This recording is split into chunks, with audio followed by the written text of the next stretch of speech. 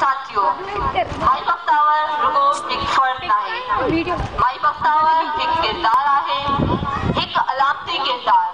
हिन जो किरदार पंहिंजी धरती सां लगाव जी अलामत पे आहे त जागीरदाराणे इस्तेहसाल जे खिलाफ हारे ऐं बोरियतन जी जिदोजहद जी अलामत पे आहे ऐं साॻिए वक़्तु औरत जी हिम्मत ऐं बहादुरीअ जी अलामत पिणु।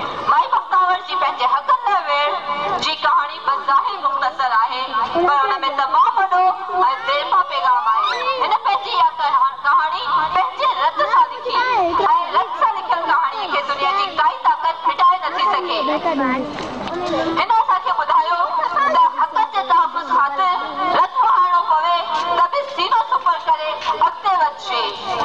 जेकॾहिं इज़त ऐं वक़ार जी ज़िंदगीअ जी ख़ातिर मौत खे मुंहुं ॾियणो पवे त बि सौदो महांगो नाहे।